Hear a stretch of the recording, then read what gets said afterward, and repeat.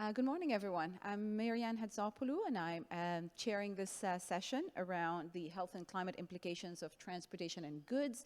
And I'm, co-chairing with Ulrich from Utrecht University. I was asked to kind of set the stage for this session and give you sort of a glimpse of the challenges that we're facing in transportation. And I thought, this session is truly what we really want to talk about is the long haul. How do we transition long haul transportation, whether it's from a decarbonization angle, or all sorts of, elements of sustainability. And I thought it's important to acknowledge that long haul freight and passenger mobility systems are undergoing major transformations, right? We know that there are technological innovations, whether it's alternative fuels, automation, electrification, massive changes in behavior, right? Exacerbated by COVID or enabled by COVID, the rise in e-commerce. And every time we talk about long haul, there's always an intersection between the long haul and the last mile. And this intersection is a hub, right? And so this is where, environmental justice issues arise. And it's important to acknowledge that all of these trends are sort of parts of very complex pathways that either will enable decarbonization or maybe not. We don't know, right? And if they do, maybe the co-benefits are not necessarily there. So assessing the sustainability of solutions requires us to look beyond GHG emission reductions and beyond reductions that will accrue today. I think it's important to look at long-term GHG reductions and long-term co-benefits as well. And so in the next 5 minutes, what I'd like to do is sort of set the stage for 4 different stories, or I think 4 different concepts associated with challenges affecting long-haul transportation. The first one is around dynamics and timescales. We've talked about that yesterday. It's a theme that is recurring a lot. Talking about the future of diesel, trucks versus cars and that tension for road space. I think beyond the issue of technology or air emissions, it's important to acknowledge that trucks and cars compete for road space. And then talking about the issue of hubs and communities. So the first story I want to address is the issue of dynamics. And this is, I'm not going to dwell too much on the graphs here. There's a lot to unpack. This is a recent study that we've just wrapped up at U of T, but this is for all of the US. This is an application to the US. And this is looking at the impacts and the health benefits of electrifying the light-duty vehicle fleet. And the reason why I'm focusing on the light-duty vehicle fleet here is because I want to talk about the issue of time scale. And so what you'll actually see on the graph to the left one, is assessing the impact of what are the additional benefits of electrifying the light-duty fleet over the natural renewal of gasoline vehicles. And you'll see that, over the next 7 or maybe 10 years, we're not necessarily reaping the benefits, right? Gasoline vehicles are getting better, internal combustion engines are getting better, and the benefits are not necessarily, very large in terms of differences. But over time, it's always better to electrify. And if you look at the graph on the right that shows what are the impacts of delaying decarbonization of electricity production, unless we delay that by 10 or 15 years, whereas the grid stays as it is, and we're just really renewing our light-duty vehicles and buying electric vehicles, then we're in trouble. But if we are continuously decarbonizing the grid, the long-term effects are still good. So I think it's important to acknowledge the fact that maybe what we are doing right now, we may not see the benefits, but it's important to look at, the long-term all the way to, long horizons like 2040 and 2050. On the future of diesel, and these are results from a study that we've done in the Greater Toronto area, where we looked at, the reductions in nitrogen dioxide concentrations associated with a full-on light-duty electric vehicles in the region, and that's the map on the left side. So these are reductions in NO2 concentrations. Contrasting that with new diesel, post-model year 2008 or 2009, so newer diesel trucks. And again, I'm not showing you quantities in terms of reductions over the entire domain, but you're seeing that in a map. And they're not, light-duty electric vehicles are not necessarily providing much larger reductions than new diesel, right? And this is not to say that these things cannot happen hand in hand, but this is also to say that it's important to acknowledge that if we address trucks, old diesel trucks, we will make really big gains in terms of air quality in urban areas because our fleets are fairly old. The third story I want to talk about around, the tension for road space, and this is truly the one where, our hypotheses was quite challenged by the findings of this study. We were looking at the consequences of an off-peak commercial delivery system in Toronto. Off-peak commercial delivery is basically this idea that trucks can start circulating in the evening and overnight, delivering goods to certain types of retailers, right? So if you're in produce, you're going to have an employee there to receive it and put it in the fridge, but there are certain types of retailers that would accept that. And what we actually found, if you look at the red line and the blue line, that as you increase the proportion of trucks that are shifting to the evening and overnight, at the end of the scales, like the 50%, you're actually going to see an increase in passenger vehicles during the day on the road, because you're making space on the road and you're increasing speeds on the roadway, right? So in transportation, we always talk about this concept of latent demand, right? There's this demand that it's there. People are not driving because there's a lot of congestion, but they will if you actually make space on the road. So important to sort of acknowledge these implications. When we look at what are the impacts of just releasing all of these NOx emissions at nighttime, because trucks are circulating in communities at that time, you really see, right? You are going to deteriorate air quality in the evening, in a nighttime atmosphere. And what we're seeing is that, the deterioration is going to affect the most socially disadvantaged groups, more so than the least disadvantaged groups, right? So it's also important to kind of understand the unintended consequences of these actions. My last story is a story about airports, and we're going to have a full-fledged presentation on airports, which I look forward to. And this is the issue of, hubs and communities. And this is a study that I've done with Greg Evans, who's here on a regional airport in Toronto. The airport is located right here. It's very close to downtown Toronto. It's on an island. And then you've got a community that lives north of the airport, like directly in predominant winds. When the wind blows in the southwesterly direction, the community is affected by the airport.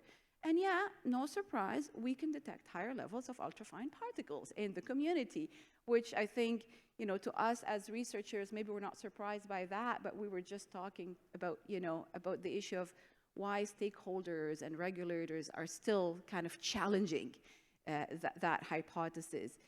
The last thing I want to finish with, I know with the HEI Research Committee, we've been talking about this issue of averages versus spikes versus extremes. And so this is, data that was collected related to that same airport study. This is a time series for ultrafine particles along, an arterial road in Toronto that's very busy, that has a lot of traffic. This is a time series of ultrafine particles in the community in a building close to the airport. And this is a time series of ultrafine particles at a location, which is the ferry terminal, which is very, very close to the airport. And I know we've been talking a lot about this issue of, well, those 3 time series probably have very similar averages. Is there any implication? Does that mean anything when those spikes are reaching 200,000 and lasting maybe only a few minutes? And what does that mean for how we are researching airports and ultrafines? So I'm going to stop there, and I'm going to introduce our next presenter. So our next presenter is Matthew Simons from USDOT Volpe Center. So Matt is an environmental engineer and has done a lot of studies on airports as well as on railways, and he'll be giving the next presentation. Thank you.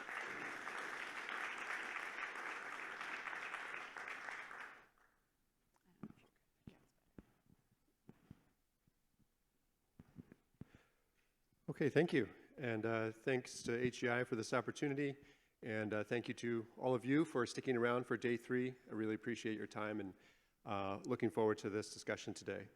So, yeah, my name is Matt Simon, and for the next 19 minutes and 30 seconds, we're going to be talking about rail, and you'll be learning about other modes as well during this talk, but the focus right now will be on rail. And I just want to make a disclaimer up front that, to my understanding, these slides will be available after the conference. So feel free to take pictures if you want, but please don't rush and stress about trying to get information down. There is a lot of information in these slides. I do have links to all the studies I reference and any tools. They're all links in here, so you'll have access to all of those after the conference. This is our roadmap for today. So we're going to spend most of our time in the middle there, locomotive emissions and impacts, but gives you an idea of some other topics as well. So to start, though, we're going to have a little bit of bar trivia for you for your next trivia night. So just a quick look at early rail. 1979, we have the high-pressure steam engine is invented, and not 30 years later, or I guess 30 years later, we have the first railroad in North America, followed shortly by the first passenger service, as pictured in the top right there. So I guess faster than running. We also have a few other things here, but then 1936, intermodal, as we now think of it, was born, and we have a railroad in Chicago hitching up truck trailers to rail cars and hauling those on the rail lines. And so now you see that today as containers, usually double stacked. 1970, Amtrak was born. This is the kind of the takeover of intercity passenger rail in the U.S. And Amtrak's still in operation today. 1980, we had the Staggers Rail Act, and this was kind of an act that further deregulated the rail industry, and from that we kind of spur some new innovation from the rail industry itself, and a lot of money back into their own network. So one thing that's different than, say, highways is that the rail network is fully funded by the rail companies, right? So they're having to invest their own money back into their networks for upkeep and maintenance. And I think to date, something like $760 billion of profits have gone back into the rail networks. This is a look at the U.S. rail infrastructure. Today, on the left, we have the freight network, highlighting also the amount of freight kind of moving along the different networks there. So kind of the Midwest is a high trafficked area there. And then on the right, we have the Amtrak service. I'm not sure how well you can see the white lines, unfortunately, but they also crisscross the U.S. Notably, Amtrak uses the freight network for just about everywhere other than the Northeast Corridor, which is the Acela line, so that's a dedicated line. And then we have a few high-speed rail proposals in the U.S., noted by the orange there, California, Texas, I guess a little bit into Nevada, and then we have an in-operation line in Florida. Just a quick look at the emission standards for locomotives. These are tailpipe emissions. I'm showing two plots here. The one on the left is for line haul locomotives, which are those that you typically see. So those are, you're out on the road and the train is blocking you. That's probably a line haul locomotive moving from point A to point B. On the right are the switch locomotives, and those are the ones that you would see in a rail yard.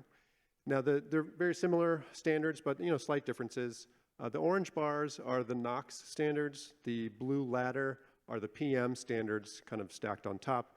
And you can see the different tiers from tier 0 to currently tier 4 is the highest tier available for the newest locomotives. And there's also standards for hydrocarbons and carbon monoxide, but I'm not showing those. These were last updated in 2008. Interestingly, in 2023, EPA now is allowing states to set stricter standards for non-new locomotives, and California is certainly starting that process and is, in their move to zero emission by 2030, 2035.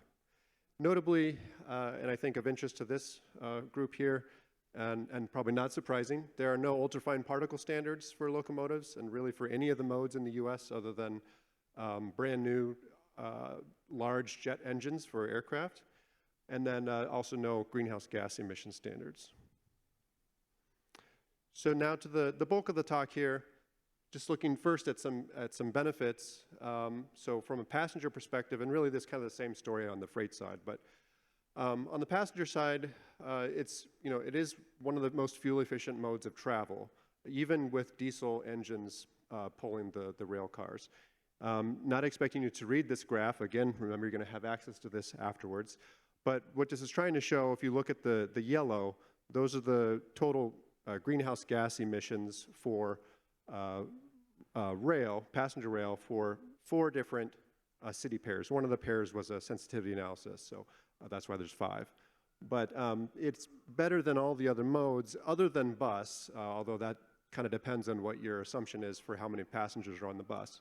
But is typically the best mode of travel for reducing CO2 emissions. So about 70% reduction going from single occupancy to rail if we're using diesel rail, and then we see about 85% reduction if we're going to electric. It's 100% at the tailpipe, but if we're considering the electricity for the mode of power, then we have to take into account the CO2 emissions from generation of the power, so about 85%. The only time that we really see the best case is kind of the Northeast corridor, where with the Acela is the best mode of travel, even when considering upstream emissions, so just slightly better than the bus. Freight is, like I said, a similar story. I really thought this study from California Air Research Board visualized this very well.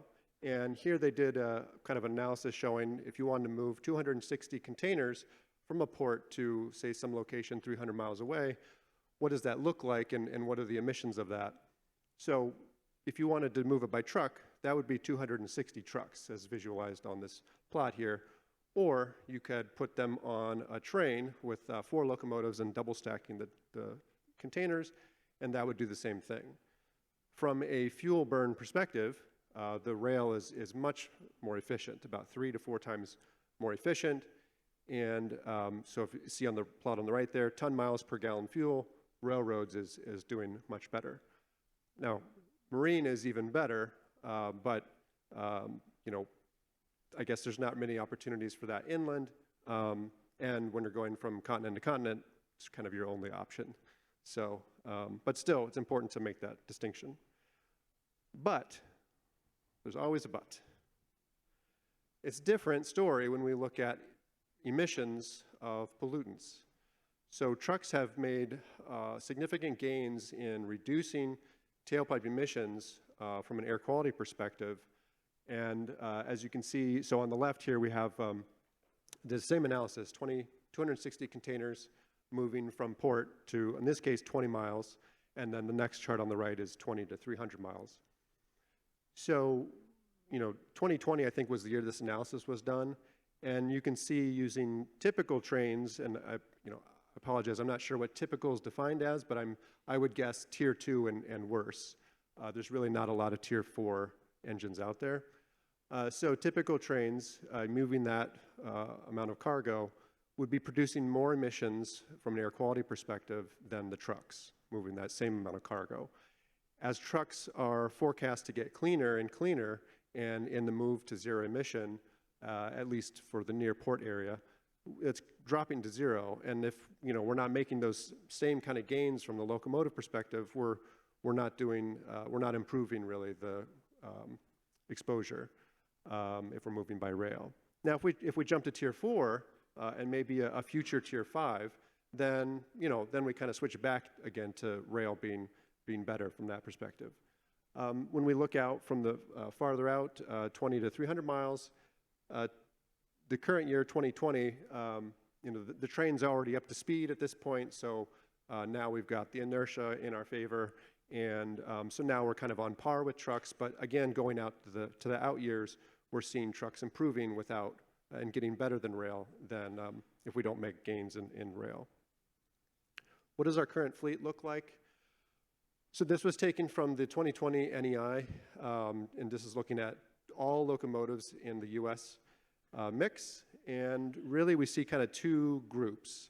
So the spider chart on the left, we see really uncontrolled tier 0 and tier 0 plus locomotives still in operation. And really the uncontrolled, those are locomotives that are pre-1973 or 1972. So these are, it's really a success story of diesel engines, right? They last a long time, still in operation today, which is great. Unfortunately, the older ones are very dirty, and people are being exposed to that. So, there is a push to try to move to the newer, cleaner engines. But you can see the other group, we have tier 2 plus and tier 3, which are kind of similar emission profiles. And then about 1/5 tier 1 plus. And what does that look like from a PM 2.5 direct emissions? Which rail yard or which rail lines are is this coming from? You know, it's majority from the Class 1 line hauls. And Class 1 are your big rail companies, you know, that you might think of, like CSX, BNSF. You know, those are the ones, again, that you see that are crossing the roads. So that's 80% of PM emissions in the US, and then about 10% for the rail yards that are supporting those Class 1s. And then we have the Class 2 and 3, the smaller rail companies, followed by commuter and Amtrak. What does this look like from a bigger picture standpoint of you know, spatially? This was, I believe, an EPA study back in 2018, although it uses 2011 NEI data projected based on growth, rail growth, out to 2025. So, you know, some limitations there, I suppose, but still gives you an idea of what's going on. So this is on the left looking at primary PM 2.5, which is direct emissions of PM 2.5. On the right is secondary PM 2.5, and this is where you have precursors of PM 2.5, you know, becoming PM 2.5. And I believe this is using the CMAQ model. So, you know, I guess the picture looks really bad just based on the colors, but if you look at the numbers, they are pretty small. You know, for perspective, the NACs for PM 2.5 now is 9 micrograms per cubic meter. Eyeballing this, I think I got a worst case number of both primary and secondary PM at about 1 microgram per cubic meter. But again, that's just rail, right? There are many other sources in these areas than just rail, but gives you an idea of the comparison there. So what about who's exposed to these emissions? Well, yesterday we saw there was a lot of discussions about environmental justice, important discussions, and you probably saw a list of tools available to look at those impacts and who's exposed. This is another one of those tools. It's very similar to the Justice 40 tools you saw yesterday. It really is taking that and just kind of layering in rail data layers on top of it, rail yards, rail networks, crossings, and so forth. And so this map on the left is really just looking at one piece of that. This is looking at the highest polluting rail yards in the US. And if we overlay that with census block data, and you know, I didn't do that. Again, this is all referenced here. But we can see, you probably can't read what it says there, but the map on the left, and this is for Chicago, is overlaying census block groups for percent Latino, Latina. And you know, this isn't a statistical analysis, but you can kind of see what's going on here, right? Same story with the map on the right, and this is looking at percent African American. What are some of the health impacts of rail? And I'm saying select because there are many studies out there, and I'm only showing you one slide's worth. But I guess first, to look at the plot on the right, this really draws your attention to the difference between the climate versus PM, or just air quality exposure of rail, and how it shifts. So from a fuel efficiency perspective, rail is really good, but when we look at emissions controls and you know, for rail currently versus other modes, then it kind of switches. One thing I thought that was pretty interesting was in using the 2011 NEI data, 1,000 deaths were attributed to rail-related air quality. And to put that in perspective, that's more than double the number of fatalities for at-grade rail crossings. Right? So air quality is still a major impact to people from rail. And this chart on the left here showing some of the benefits that could be seen if we transition to cleaner locomotives using technology that's already out there, Tier 4 locomotives, for example. And this is just going from current technology in California and down to Tier 4, and you can see the reduction in cancer risk. And I believe this was also a Carr study. So what are those technologies? So obviously we have Tier 4, which is you know, diesel-based, but we have other alternative technologies available that are many in demonstration right now, or in research and pilot studies. And so we have battery electric options. There's an example on the top right showing that I believe this is in 2027. There will be 4 battery electric locomotives in Southern California, and they'll be the largest ones in North America in operation. So really cool stuff. Hydrogen is an option. You can combust the hydrogen, which is, although seen more by DOE as a transition strategy, or you can use a fuel cell to get the energy out. And that picture on the right there, CPKC up in Calgary, is demonstrating their 3rd generation hydrogen fuel cell locomotive, and this is going to be for line haul operations. Here they have actually, I forget how large that engine is, but it comes with a hydrogen tender.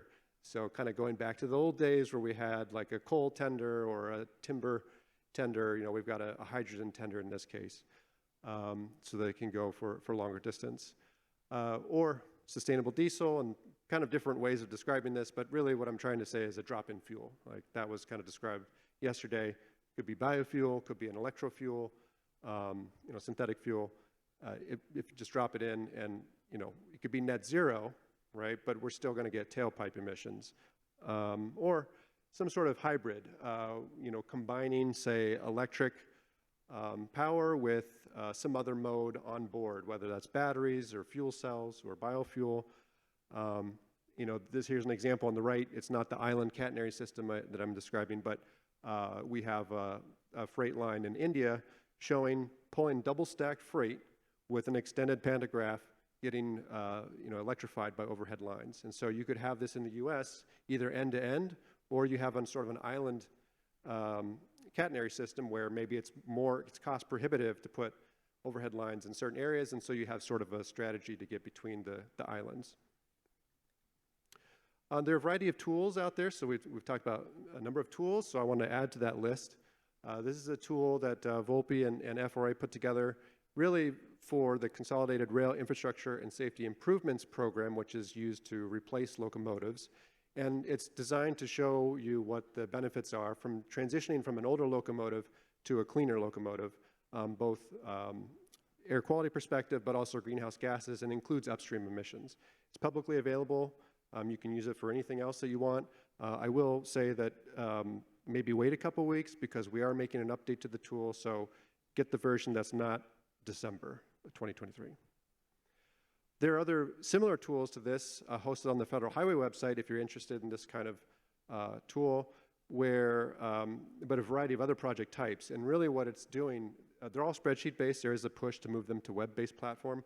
But what they're doing is they're taking really complex methodology, data sources, and distilling it down into easy user inputs and outputs. So all of these are based on moves-for data. It's using complex methodology. And it's just distilling it down so the user only puts in the inputs and then gets a standardized output. So same thing, air quality and greenhouse gases. So what's next? With this current administration, FRA developed and established the Climate and Sustainability Program. So FRA being the Federal Railroad Administration. And the focus here are really 3 focus points: reduce emissions, resilient infrastructure, and sustainable rail network. There are a variety of initiatives within those 3 pillars, and they're constantly changing, but this is the current focus right now. And just to give you an idea of some of the things we're doing, locomotive replacement initiative, already in the first year, replaced more than 40 locomotives and upgrading them from Tier 2 to better, 15 of which were battery electric switchers. So we're reducing tailpipe emissions in that case. So this is really a success story in just the first year. Looking at mode shift, definitely a hard question to think through, but really kind of starting that research and understanding what can be done there. Looking at rail ties and the embodied carbon in rail ties. And then looking at zero emissions rail yard pilot. This is kind of the early stages where we're just kind of developing criteria to how would we measure the success or failure of a pilot study. What all things that should be considered there. We are seeking railroad partners and funding mechanisms for that. So we'll see how that turns out in the coming months. And then lastly, research needs and directions. Again, select because there are a variety of needs and directions. And actually, in maybe a month or two, there should be a rail action plan coming out from the Department of Energy. There will be a whole list of needs and out there, so you can stay tuned for that. But there's a couple of them. New technologies, you know, number one, obviously, is safety. We want to make sure that any kind of new technology that's going out there is safe for the operators, safe for the people around the rail lines, and also, you know, as they're going down the road, if there's an accident with a car, that we're not going to have a, you know, we're not going to set off a hydrogen tank, for example. You know, public perception is important, green premium, this meaning if we want the rail industry to adopt these technologies, we need to find a way to reduce the cost of these technologies. We can't expect them to just adopt these technologies and pay for it up front. We need to find ways through research, incentives, to bring down the cost difference between these greener technologies and current diesel technologies. Accessibility, obviously infrastructure requirements, and then mode shift I talked about. There's a lot of questions there. How can we increase mode shift to rail? What are the impacts of that? You know, things like beyond air quality. If you increase the length of a train, you're going to increase the risk of blocking passages. And that's a concern for some of these rural communities who only have maybe one or two roads in and out of their town. You can't just block their access for hours on end. So what are strategies there? So variety of questions here. I'm over time, so I'm going to pause here. Feel free to reach out with any follow-on questions. Also, Mike Johnson, he's the Senior Advisor for Climate Sustainability at FRA. He also is very excited to talk to people. And we have a full team as well at Volpe and FRA. Thank you for your time.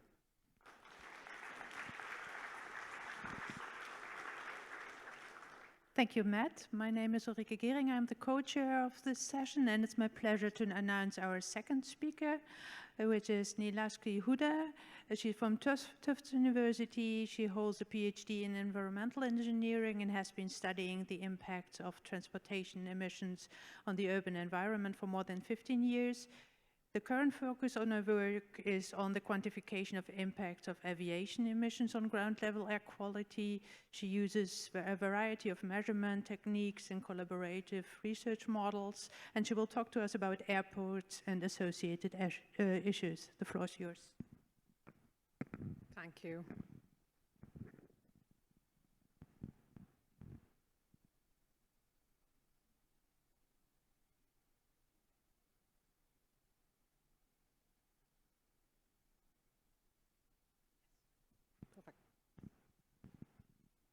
So good morning.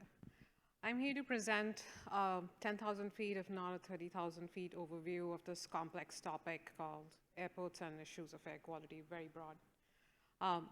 And my talk today is going to touch on a wide range of issues associated with this research topic, ranging from environmental justice concerns in most of the communities that I do my work in, the focus on ultrafine particles in this research and what motivates it, moving on to the latest health associations specific to those ultrafine particles, and then talk about generalizable findings and the challenges and issues in advancing those findings. So large populations reside near airports in US. On this map, I've put in gray and red some of the 700 or so commercial airports in US. About 1 in 10 Americans live within 3 miles of these airports. It's a large population that lives near airports in US.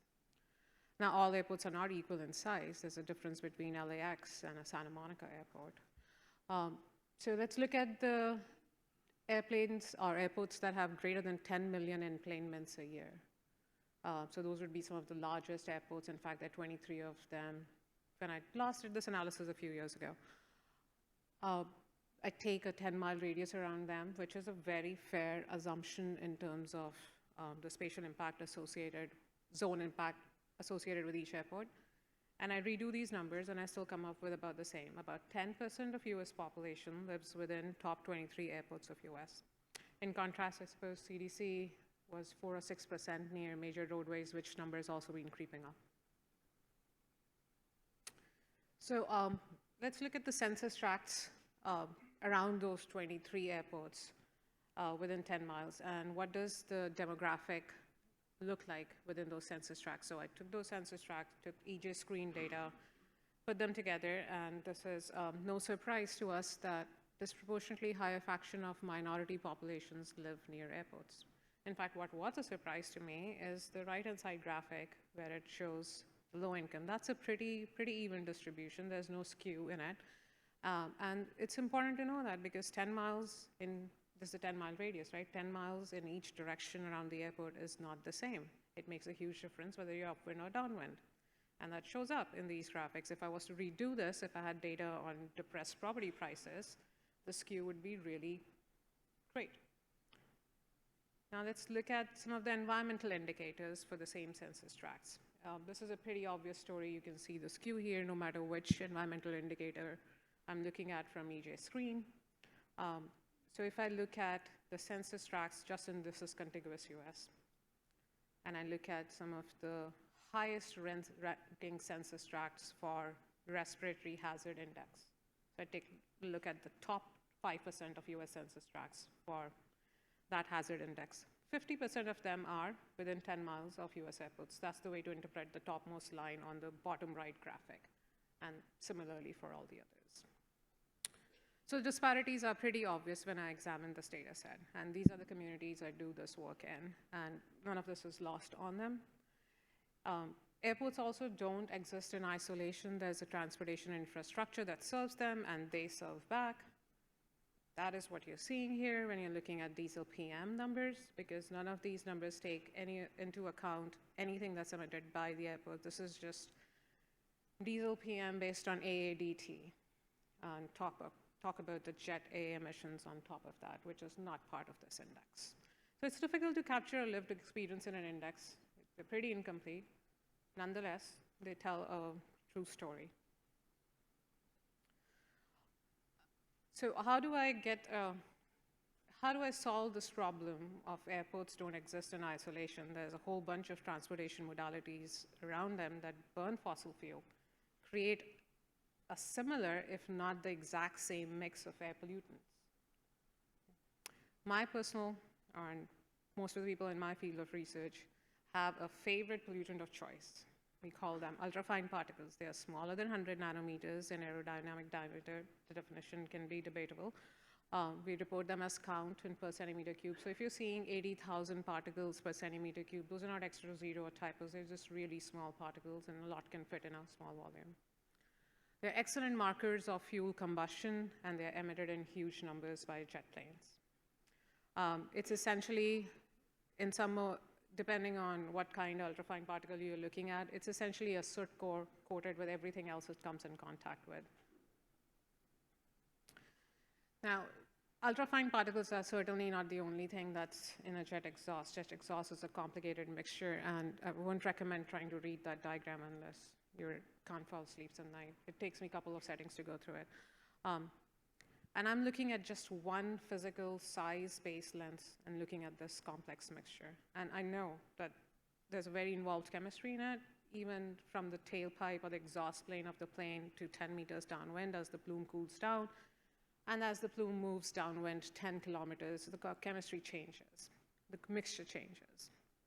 And studying all that gets very expensive. Certainly can be done.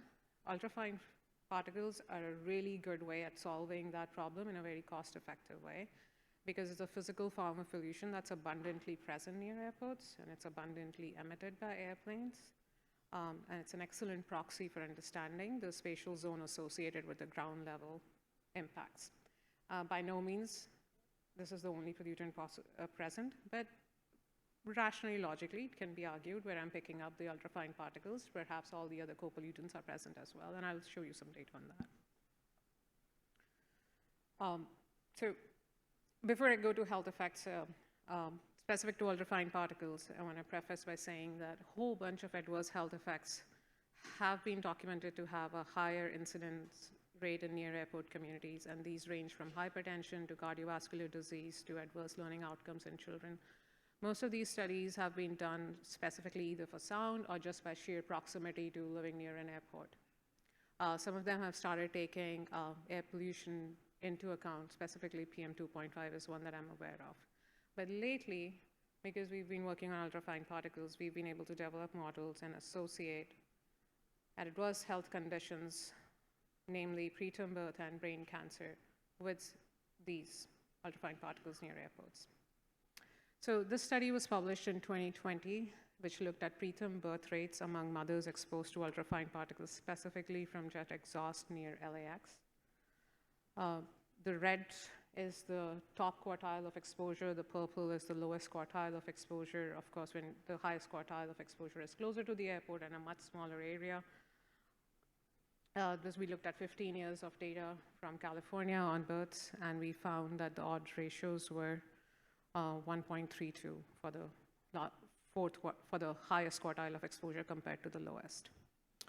Preterm birth is a complicated health outcome, and we know that there are other risk factors associated with it. We tried our best to account for as many of them and still found an elevated risk.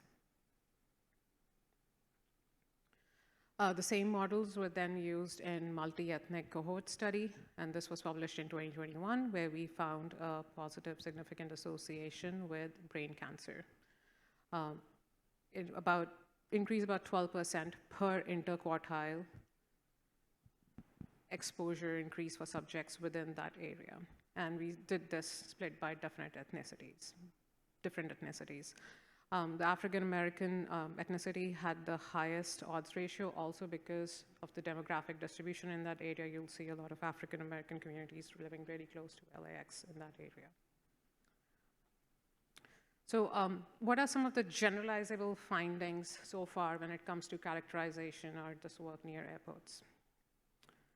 The spatial extent of ground-level impacts of aviation or airport-related emissions is large. And it's challenging to characterize, but it is larger than what was understood.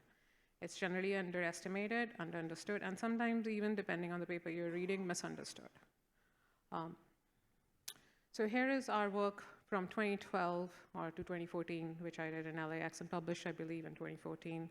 On the left-hand side here, there, where you see the map that we drew using our mobile monitoring platform, cutting transacts across a very wide area in Los Angeles, which has a very atypical meteorology in the sense that it's very consistent. The wind is always from the west-southwest, pretty much in alignment with the runway. In fact, the other way around, runways are aligned to the prevalent wind direction, right? So if you only have one parallel set of runways, that means that is the town in which wind doesn't move that much. So right under the flight path is where we pick up the highest concentrations. This was way back in 2014, 10 years advance. The second graphic that you'll see is from Seattle. This experiment has been recreated and has reconfirmed these findings of large impact zones. In Seattle, in Boston, another work is in progress in Mid-Atlantic region in US that I know of, then also in Heathrow, Berlin, Schiphol, Toronto. Everybody uses a little different set of monitoring approach, but these ultrafine particle impacts are getting picked up several miles and kilometers away from the airport. Another finding that is pretty generalizable, but just the little work that has been done on this, is that the impacts of air quality are not limited to the outdoor environment or the ambient air. Similar impacts are observed indoors because people do spend a lot of time indoors, right? But last time I did the calculation, I calculated about 65 kilometers square wide area from near LAX that was covered with, or at least there was twofold increase in ultrafine concentration. So if you're living in under this blanket of pollution, it does get indoors, depending on the quality of housing stock. And the housing stock quality, again, in these demographics, in these neighborhoods, that's a whole conversation in itself. This graphic on the left-hand side just illustrates that when there was no flight activity early in the morning, you see the green line, the indoor line, and the red outdoor line sort of pretty much on top of each other. Then suddenly the red line starts spiking up. That's when takeoffs are happening in a nearby runway. And then when the runway pattern switches, operation pattern switches, and flights start landing overhead of this house, that's when you see the real spikes towards the right-hand side of this graphic. And those are 100,000, 200,000 particles. Those of us who've done near highway research, what's the average? Sort of 30-ish, 25-ish, depending on which highway you're at. And I've recreated this experiment so many times, and I wish I found something that did not look like this, because this is definitely not good news for people living in those communities. On the right-hand side, Chelsea, a town near Boston Logan, indoor concentrations. This is just a rows showing which direction, wind directions associated with the highest concentration. It's that. Those of us familiar with the Boston region, I've tried doing this as far as Everett, Malton, and I keep finding the same findings. I'm hoping to be disappointed someday soon, and so that I can deliver good news to communities. I haven't gotten that far yet. Right, so this is the but part of my presentation. There's always a but, so sure, these findings are generalizable. It's true, the spatial extent is large, but we've only done this work mostly at commercial airports, and all this work's mostly focused on ultrafine particles. What about general aviation airports? And what about other pollutants, in particular NOx? So let me show you some of that work. And that's sort of when I'm also pivoting into the current issues and advancing these findings. So general aviation airports are definitely a distinct situation than the commercial airports. And there are a few reasons why. There is no such thing as a runway protection zone or a buffer. So people's backyards are literally separated by a fence line from the airport. And I've made measurements in those backyards. So communities really have this intimate relationship with that airport that is in their neighborhood. And some of the communities and towns have limited resources to understand the impacts. So here's an example of the research work we did in New Haven last summer, which is a Tweed airport, which is going through an expansion, and a lot of debate on it is happening in the communities nearby. We made some measurements, and we found that each flight that takes off, you can track its impacts, and you can easily track those, both in terms of particle number concentrations and oxides of nitrogen. It just depends on the instrumentation you're carrying and whether that's fast response or not. And therefore, instrumentation is really important, and it's a talk of its own on how to do these studies, right? And it's one of the most beautiful correlation I've ever seen on NOx and PNC in my 15 years of monitoring on roadways and in urban areas. And each of these planes, whether it's departure or takeoff, can be picked up a good half a mile all the way down to Long Island Sound. Depending on, I know you cannot read the numbers, and I also don't purposely want you to read the numbers. Just look at the different patterns and colors and where the colors are in different maps. So if you're looking at a GAA where the flight activity is not constant, relentless like LAX, right? You have to design the campaign to be out there when the activity is happening, and if, depending on what time of day you are, you may pick up nothing. And it's not a null result because the impact isn't there. It's a null result because the experiment wasn't set up right. And I see plenty of that. And here's just another graphic showing where the black carbon impacts are versus where the NOx impacts are versus UFP are. So the pollutant of choice also really matters. Another thing that's happening at GAAs and happening rather frequently is the expansions are really common, and sometimes to accommodate commercial jets, like the New Haven example, or private jets. Which is a stunning example. And sometimes they wipe out, these private jets wipe out all possible greenhouse gains these communities are making. For example, this is happening right now at Hanscom Field, which is essentially a reliever airport for Logan in Boston. We're monitoring right there. These are sort of the monitoring sites around the airport. Each of them sort of the highest concentrations, the darker brown, black colors you'll see are towards the side of the airport, which means those are the winds that create the highest concentrations. And these four towns are sort of progressive towns, really have invested in electrifying their own grids and buying more green electricity. This is what their goals look like. They're on their way to do that. And now, if Hanscom expands, this is what all that effort would yield. So when you're doing this work at GAA, it gets really interesting and really contentious at times too, but it's sort of my favorite part of doing this work. So let's talk a little bit about scalability of these findings and developing exposure models, time and costs of that. The LAX work was done way back in 2012, 2014, and we started publishing our exposure data, our exposure studies results in 2020, 21. It took a lot of time, it took a lot of work to get to that, and there are costs involved in that. If you really want to do it at a national scale, or even at a regional scale, how many airports do I have to characterize and what are the costs involved with that? So at Logan, we've been working for the last 5 years, and maybe we're getting really close in the next few years to publishing the health results now, have the models to do the exposure assessment. And so how many airports do we really need to do it before we get a real grip on the situation of being able to generalize these? And each airport is different. I don't have an answer yet. Each airport is different because meteorology really plays a huge role, and flight activity and runway orientation plays a huge role. And we've barely scratched the surface of this problem. We have a handful of airports characterized in US, if anything. So how do we translate what we do know so far into actionable data and policy? I hear this argument so often, ultrafine particles aren't even regulated. So why am I even studying that or focusing on that?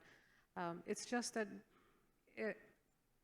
it's not that planes don't emit PM 2.5 or PM 10, they do. It's a really small signal compared to the background that's already there, and I'm trying to then look for a needle in a haystack, and sometimes you can characterize that in real time, and sometimes you can't. It's a null result because of the experimental setup. With ultrafine particles, it's the tallest haystack in urban environments, and it's really easy for me to study that and map that out. But they aren't regulated, which was true, actually, in ambient air, but they're for the first time in US, though, that we do have ultrafine regulation. It's for actually jet engines. The largest of jet engines are now regulated for the non-volatile particle number concentrations. And then the second is that when we do this analysis, or EIR or EISs do this when they're coming up for expansion or adding terminals, I keep running into this idea of findings of no significant impacts on regulated pollutants, and I think I've explained that. It's no surprise to me that there are no significant impacts on regulated pollutants. Maybe NOx might be a different story as we study that more. Nonetheless, I think there's enough actionable information on ultrafine particles, and by that I don't necessarily mean regulation. Because there's nothing,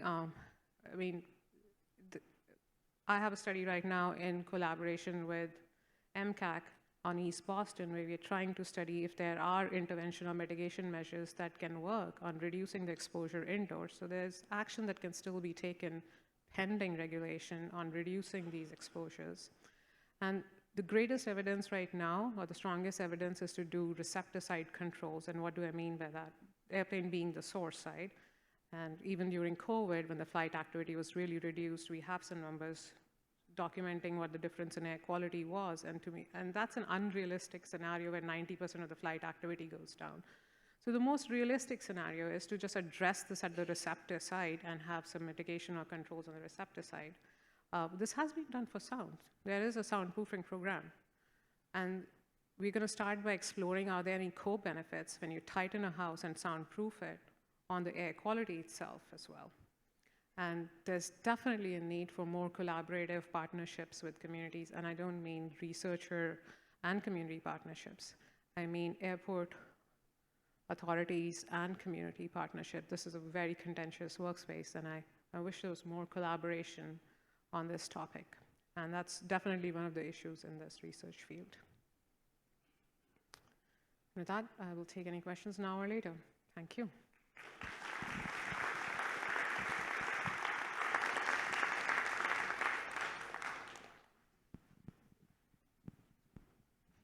Thank you, Neelakshi, for your very important work. So we've talked about trains, we've talked about airport. Next up is Dr. Edward Carr, who is VP Operations at Energy and Environmental Resource Associates. His work focuses on issues related to air quality, emissions, decarbonization, economic analysis in the mobile, non-road, and biogenic sectors, and he'll be talking about marine transportation.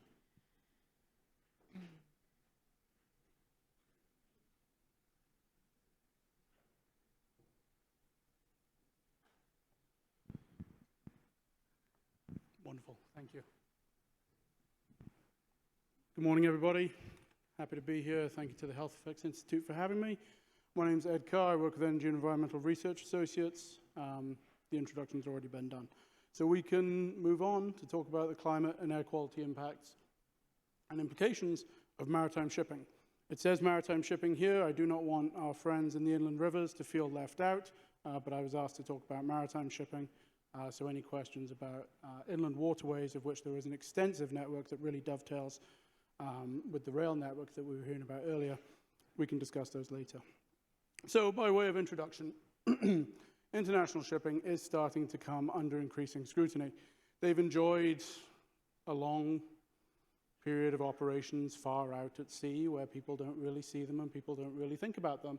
But their impacts in ports and their impacts on air quality and so on are coming under increasingly close focus.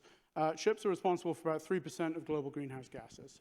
If ships were a country, they would be somewhere around Japan, Mexico, Iran, in terms of the GHGs that come from those vessels. But they touch somewhere between 80 and 90% of all traded goods. So they're a critical link in the global supply chain. We're all very familiar with that, 90% of everything campaign. Ships, in addition to the greenhouse gases, also have significant criteria pollutants that are associated with them. The fuels that ships have burned for a long time have been so-called residual fuels, essentially what is left over from a barrel of crude after you take out everything else that you want to use. Including in some cases like road asphalt and things like that. So residual fuels, because of the distillation process, end up with a lot of impurities, and some of the highest impurities in shipping fuels for the long time were sulfur.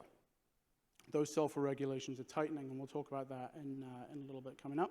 But there's also significant emissions of nitrogen oxides, as well as increasing focus on methane as a greenhouse gas, and black carbon due to its impacts in Arctic and polar environments. So we've seen a tightening regulatory environment, and alongside that tightening regulatory environment is a developing alternative fuels landscape. There's a lot of common themes between all of the different modes that we've been talking about. Historically, shipping has lagged behind in some senses, but it's really starting to get caught up in certain areas currently. So, by way of overview, ships, climate and health to start off with. We'll talk about regulations, future fuels options for ships, and then we'll conclude. This is a map that accompanied a study that we did back in 2018. This is accompanying the IMO's 2020 sulfur regulation, where they shifted the global sulfur cap from about 3.5% sulfur by mass down to 0.5%. That's still 500 ppm sulfur. For the on-road folks, it's still significant. And even after that regulation went into effect, we still estimate that lung cancer and cardiovascular mortality associated with shipping is on the order of around 250,000 deaths per year. That's accompanied by nearly 6.5 million childhood asthma cases that are distributed around the globe, but you can see from this map that there are hotspots. Ships go everywhere, and their emissions and their impacts are felt everywhere. I should clarify that the blue for the vessel tracks here is not just pure intensity of shipping, it's actually the sulfur emissions from the ships, which is why around places like North America and Europe, we don't see as much intensity as we see around Asia, even though there is still a large amount of shipping activity there. So when IMO put their 2020 rule into effect, and this was argued at the IMO for quite some time, we estimate that the mortality reduction associated with that was about 35%. Morbidity reduced by over half. The morbidity endpoint that we focused on was childhood asthma. But accompanying this, the unintended consequences, the but factor, is that aerosols of sulfur oxides went down by about 80%. This resulted in an increased forcing, a reduced cooling effect due to the albedo effect of high-level aerosols, sulfate, in the atmosphere. And this is something that showed back up in the news 6 or 8 months ago when they started talking about that again. So they've also done some things regionally. The Mediterranean has implemented an emission control area. This is a place where sulfur has to be regulated further below that 0.5% by mass standard. And we estimated, along with our colleagues at the Finnish Meteorological Institute, who were instrumental in the air quality modeling things, that around the entire Med, reductions could be up to 0.5 microgram per meter cubed just from the reduction of shipping down from 0.5% sulfur down to 0.1% sulfur. And that accompanies significant health benefits. After this little lung cancer and cardiovascular mortality avoided by the regulation. There should be an avoided, like there is on the axis there. And we can see that these benefits are felt throughout the region. There are hotspots, around Istanbul, around the Bosporus, certain parts of Greece and Turkey, as well as in North Africa as we approach the entrance to the Mediterranean on the western edge there. I will also say that it's not that there are no health benefits encountered in Bulgaria and Serbia. That was just outside of the studying domain. That's why there's a white there. So this localized or reasonably localized regulation has widespread implications for health benefits throughout the region. Looking even more locally, and there's a real benefit when we're thinking about shipping to not only look globally or regionally, but at the hyperlocal level as well, ships can contribute significant impacts to their local communities. And we see, as we heard just before, there can be spikes associated with shipping when ships are in port, when cruise ships come to port, and things like that, and you will see spikes in the emissions profiles of those. This is an annual study, and the contributions of ships to air quality in those regions can be up to about 2.3 micrograms per cubic meter, or approximately 15%, an eighth of the air quality burden in those regions. So what is being done about this? With international shipping, the buck generally stops with the IMO, the International Maritime Organization. There are regional regulations that also go into effect in Europe and in the US and states like California, but the IMO kind of is this kind of overarching force in all of this. Toward the late 70s, early 80s, the the Prevention of Pollution from Ships Convention went into effect, and then it took another 20 years or so for the Prevention of Air Pollution from Ships to go into effect under that same convention. So this is MARPOL Annex 6, under which all of the shipping air pollution regulations flow. In 2008 and 2010, they implemented regulations 13 and 14 that focus on NOx and SOx emissions from shipping. And so NOx, they step down the emissions as they do with rail in terms of the emissions associated with newer vessels and the tightening of those standards. And under SOx, they've implemented sulfur oxide emission control areas, as we've heard about, that limit the emissions of sulfur in those regions. The reason that they're handled slightly differently, sulfur is typically a fuels problem, whereas NOx is an engines problem.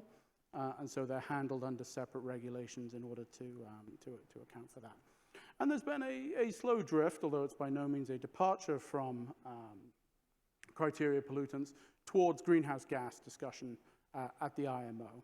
The initial strategy in 2018 laid out some slightly more vague objectives, and then they revised that in 2013 with a net zero GHG by 2050 goal, reduction of the carbon intensity of transport work by 40%, and significant uptake of near zero GHG fuels by the end of the decade, which is rapidly approaching. So this is kind of the trajectory for what the revised GHG strategy looks like. It essentially steps down in 3 different steps, linearly in between them, towards net zero by 2050. How close they get to this timeline, trajectory, begs to be seen. So on a national and regional level, Europe has really led the charge. FuelEU, Maritime, and the EU ETS, the emissions trading scheme, of which ships entered into this year, I believe, are really leading the charge in terms of the GHG reductions associated with shipping. And then we see regional developments like California's tightening of their at-berth regulation. This is really important for port communities. When ships would come into port, they would typically use their auxiliary engines. Those auxiliary engines are burning these high sulfur fuels.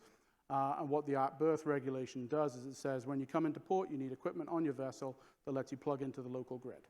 It shifts the emissions from the ship to the grid, but the grid is typically considerably cleaner than the vessel, both from a criteria standpoint and from a GHG standpoint.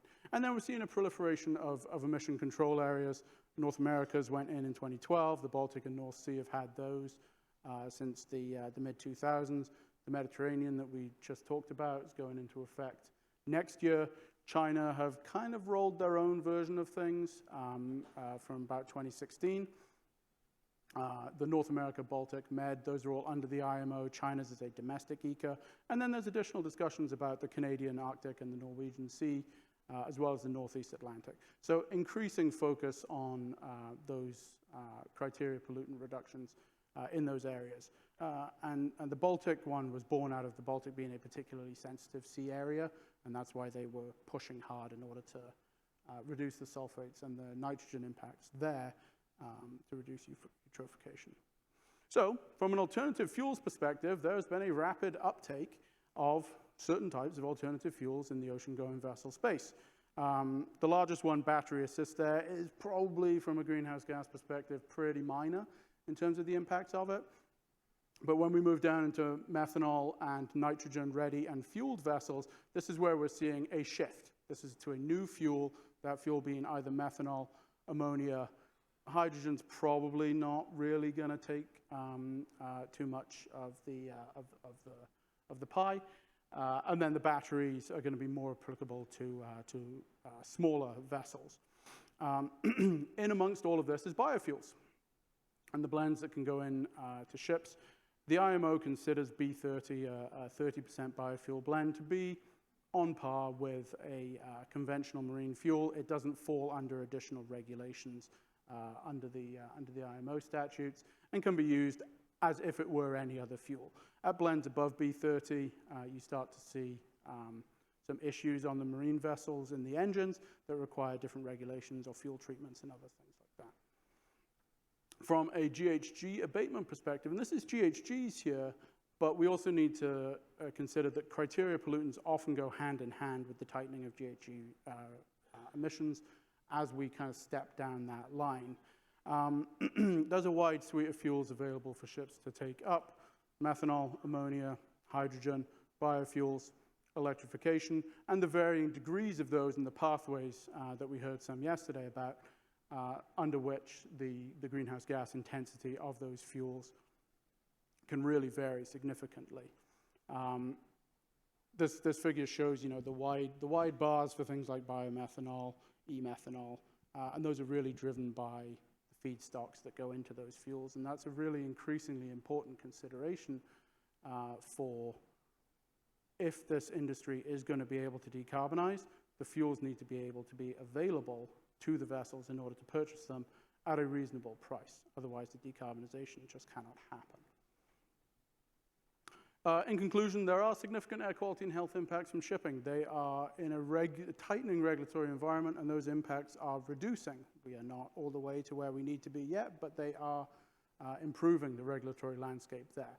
We're seeing a rapid uptake in the alternative fuel capabilities. N is still small in that. We're talking about 60,000 OGVs, and then there's a few hundred that are alternative fuel ready. So this is a small piece of the pie, but the shape of the curve is encouraging.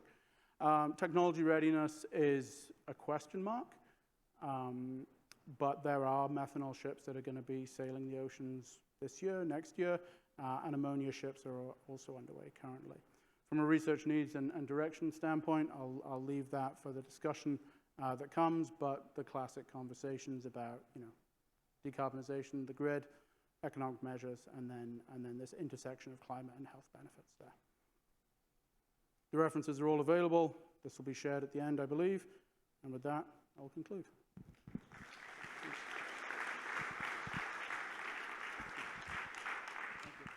Thank you very much, Ed, for this very interesting talk. And now we move from ships to urban goods movement. And our last speaker is Anne Goodchild. Anne is the founding director of the Urban Freight Lab and professor of civil and environmental engineering at the University of Washington. And she will talk about building systems of healthy urban goods movement. And the floor is yours.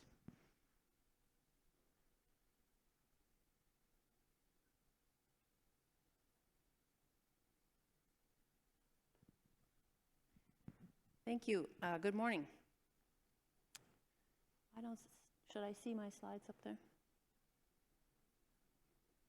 There they go.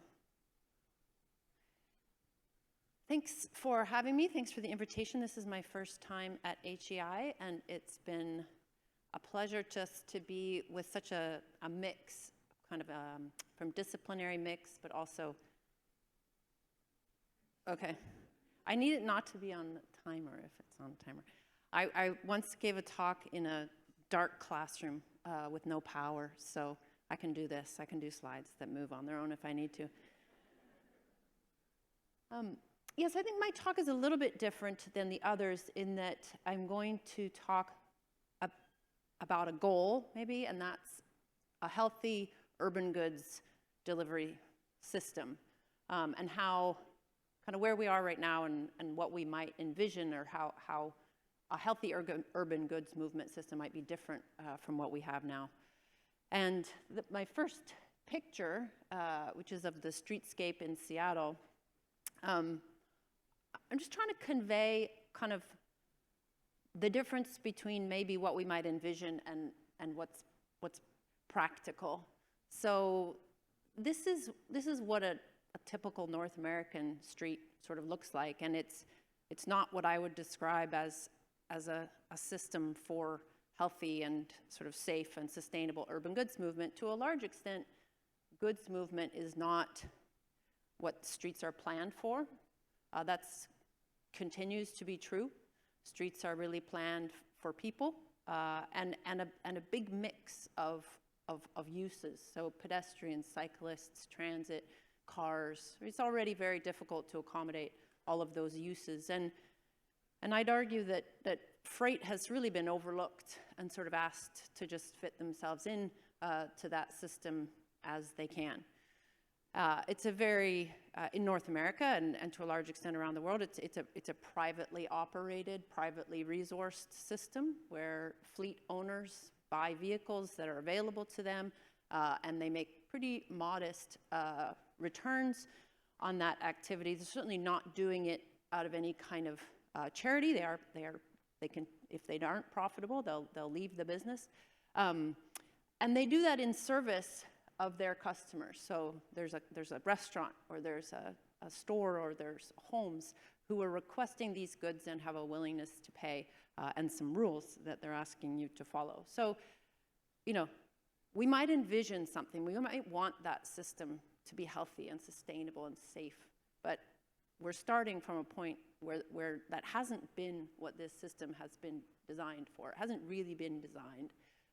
And so I don't think we should expect that the result is a particularly safe or efficient or sustainable one. Goods, I think one of the reasons that sort of goods, and I use the word goods, I've heard in the last couple of days, you know, much of the framing is around heavy vehicles versus light duty vehicles. That's not the same as freight versus passenger. A lot of goods, a lot of commercial vehicles are actually passenger cars, right? You're familiar with Uber Eats. Those are goods that are moved in cars. And actually the majority of commercial vehicles in a city would be a UPS van or smaller. So light duty, maybe light medium duty vehicles.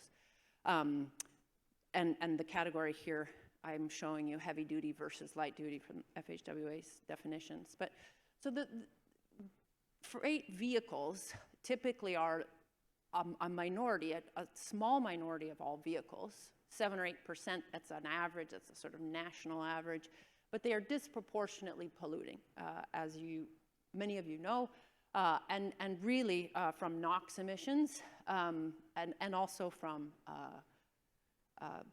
CO2 emissions, deserve our attention, and I think explain to some extent why we've regulated that industry less. I think there's also economic reasons for that, or that are made and are powerful.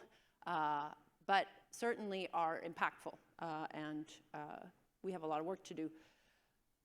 So this 55% of NOx emissions in Toronto from diesel exhaust is just another example of the sort of order of magnitude of NOx emissions from commercial vehicles. But I think, and emissions are certainly a focus and important and measurable and problematic. But so are some of the other, costs of commercial vehicles. They tend to be larger and more hazardous when in conflict with pedestrians and cyclists. And so a disproportionate percentage of injury and fatality accidents are with larger vehicles. So there's really been a change in the way we have accessed goods in cities in the last, it started in 1994 when Amazon started selling books online, but in the last generation, we've really revolutionized the way people access goods in cities, and we shop differently, and that changes where things need to go in cities, changes drastically the distribution system. These are just some statistics about e-commerce since really the start of the pandemic, and that's a growth rate. So although the growth rate has slowed, it's still a very strong growth rate, and online shopping is becoming, has changed transport and distribution in cities, right? To a large extent, we have thought about, in our transport models, Puget Sound Regional Council travel demand model for the Puget Sound region does not currently estimate any commercial vehicle trips in residential neighborhoods, because we've always associated those with industrial commercial land uses.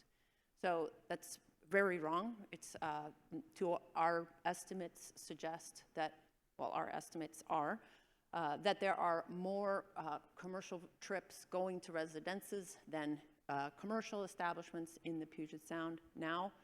And so we really, the trips have changed and our tools have changed and our framework hasn't caught up with that. I think the other really important thing to understand about the supply chain or the goods movement system is that it's a dynamic living system. During COVID, people were shocked at how hard it was to acquire some of the goods that they had previously, right? Our demands changed, and it might have seemed small to you. You were still buying food to eat at home instead of food at a restaurant, and that changed everything about the food distribution system. What kinds of goods were requested, where they needed to go to. And it's a system that tried to adapt, and I always argue adapted incredibly well to that shift. But it takes a little bit of time, and it's also a for-profit system that doesn't have excess capacity because it's not profitable to have excess capacity. So it's quite a thinly operated system that's very dynamic. And this kind of change, this change to e-commerce, is demanding that system change quite rapidly. So the primary nodes that serve our urban regions are warehouses. Those warehouses have shifted and changed. I think in 2020 alone, Amazon opened 300 urban distribution centers in the United States. So it's changing, the nodes change, and we need tools and models that don't just take as input the traffic burden from 5 years ago and use that to project forward. Because we need to capture those dynamics in our transport models. And we can do that. We have the ability to do that. So it's a dynamic living system that's constantly trying to adapt, and our shopping has changed and required that system to adapt. Oops, sorry. So this is a visual comparison that demonstrates just one of the places that we started, and that is looking at the traffic burden of e-commerce. This is the Puget Sound, obviously, from the great state of Washington. And we're just asking you to sort of visually compare traffic burden on the left, which is shown in sort of a traffic density. It's VKT, vehicle kilometers traveled per square kilometer. So it's a sort of traffic regional intensity. And then we're showing that against income and population of color, the percent on the right-hand side. And so you can just sort of visually see, the traffic burden is not equally distributed around the region, and a strong correlation, at least with visual inspection, between persons of color, income, and some correlation with where that traffic is experienced in the region.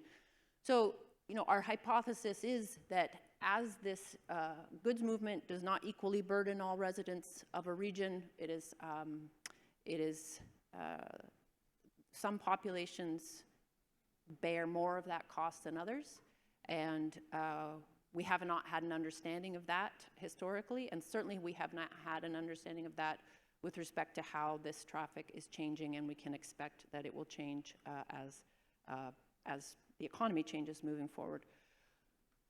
So we being the Urban Freight Lab, have built some modeling tools to estimate traffic burden in the region at a fairly high level of detail. So just schematically, we show you sort of two levels. So the truck distribution system, right, is just a series of nodes, which we'll generally call warehouses, that a good travels through as it moves around the country until it's distributed to these consumers. Here we're modeling to homes, since that is overwhelmingly the model in the United States. They don't have to be single-family homes. That's just an icon. But we're measuring sort of from a regional sortation center that would typically be one of those in the Puget Sound, maybe 2 or 3 of those in the Puget Sound, and then the last mile delivery station. There are many more of those. Depending on the region, you might have dozens. You might have a handful, and then distribution to homes. And what we want to capture, right, is that the vehicle types are different in those, because the fleets are choosing the most economic vehicle that they can for the volumes that they have. They also have different emissions footprints, maybe by their fuel or by their size. There's sort of more concentrated emissions, and more the emissions footprint of those vehicles tend to be higher, kind of closer to the points of concentration, and lower at the distribution points in neighborhoods, because they're smaller vehicles. Those are the ones that we're electrifying right now, and it's more distributed, geographically distributed in nature. In more detail, beyond that schematic, we're using quite detailed data about residents from the census, where we can look at how many deliveries people get. Wealthy people shop more; they tend to get more deliveries. So we can look at population patterns, and we have different demands for those patterns. We also model, the traffic on the network, since that's highly concentrated, and produce estimates at the regional level, which is sort of the last mile, and also at the long haul level for metropolitan areas. So we've been doing that modeling. Happy to talk in more detail about that. We have produced results for 41 metropolitan service areas that vary quite a lot in their demographics, and this just shows kind of the distribution of those geographies by income and percent population of color. The size is the overall population, and the color shows the number of urban distribution centers, last mile delivery stations, as they're called here. So we're just showing kind of the range of types of places that we've looked at. We haven't just looked at the Puget Sound, but what we find consistently is that the costs of e-commerce are disproportionately borne by populations of color, even more so than income. It's a stronger correlation, but also low-income populations of color disproportionately bear the costs of traffic from the e-com distribution system. And that's a consistent finding across these 41 locations. Despite, so the cost is higher despite ordering less. And that is something I think, we visually expected, but we are able to show through a range of kind of statistical tests and sensitivities. Just looking at a couple of those sensitivities. One is the results are quite sensitive to spatial aggregation. and that can be, so the top chart there is census tract, and the one below is block group. And we've also used 2 different ways of joining those zones, which influence the results, because the x-axis is a log of traffic intensity. So depending on the area, how you aggregate areas, you get some more range, and so you can see the block group presents, it's less spatially aggregated, so you get a little bit more dispersion between the line haul travel distances. But you can also see that there's a greater distribution, higher variance in the long haul estimates, as opposed to the TSP, which is the traveling salesman, which is the last mile. So if anyone's getting packages in a neighborhood, we have a pretty consistent estimate of what the traffic is in that neighborhood. What varies a lot is the line haul cost. Some census tracts get very little line haul cost, probably one like mine, where I live out on the end of the distribution system. I don't live near the freeway. I don't live near traffic collectors. Whereas if you live close to those traffic collectors, freeways, arterials, you can have a very high long haul traffic burden. And so that's the dispersion in those distributions that you see there. So especially with the line haul, as opposed to the very local distribution, there's a big disparity between different communities. And in fact, as you may have expected, tracts within, so it's quite, exponential.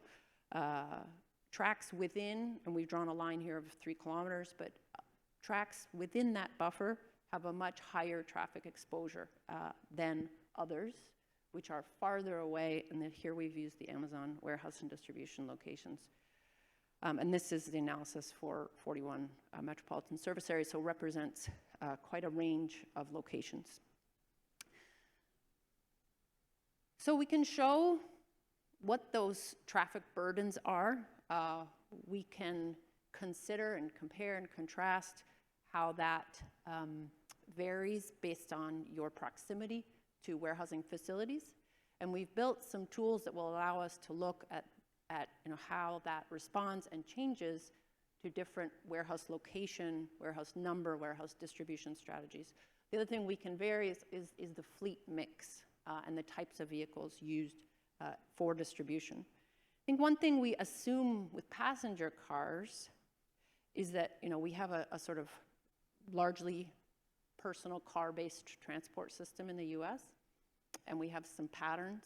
And we're going to convert those cars to electric cars, and they're going to have the same patterns. The same is not true of commercial vehicle activity, right? So the performance characteristics of those electric vans and trucks is different from internal combustion engine vans and trucks. They have larger carrying capacity. They have larger range. They have different refueling strategies. So the warehouses and distribution centers are going to shift in their location. We are not just going to electrify commercial goods, and they're going to have the same networks and network structures that we do now. They're going to have to change. And that's something that if we want to improve the accuracy or our expectation of accuracy of what that's going to look like, we have to understand those dynamics. Or we're going to have, we'll have estimates, but I don't believe they will be particularly insightful. So in terms of, what are we going to do to improve the sort of livability of this goods distribution system? We all depend on it. It's an essential civil infrastructure. We need a system of moving goods for us to live in cities. These are kind of the things that are generally talked about at the moment, and we've mapped them out, the Urban Freight Lab, in terms of our generalized idea about equity benefit. So higher equity benefit closer to the top, lower equity benefit closer to the bottom, and then on the x-axis we've put kind of a generalized idea of whether we see this as sort of a public sector push or a private sector push. And so some of the more eye-catching things I think that you might have seen: cargo bikes, small drones, small sidewalk lockers, these sort of small electrified vehicles. are neat, and we study those, and they have a role in the system, but I would argue should not perhaps be our focus in the short term if we're really trying to address the inequities of the current distribution system, and really to more directly and more quickly address the inequitable distribution of costs of the goods system. We should be focused higher up on the line haul. That's really where we can make most difference. Of course, we have to reduce, the CO2 and emissions impacts of this entire system as quickly as possible, but we can have more impact more quickly in terms of equity if we focus on the line haul costs.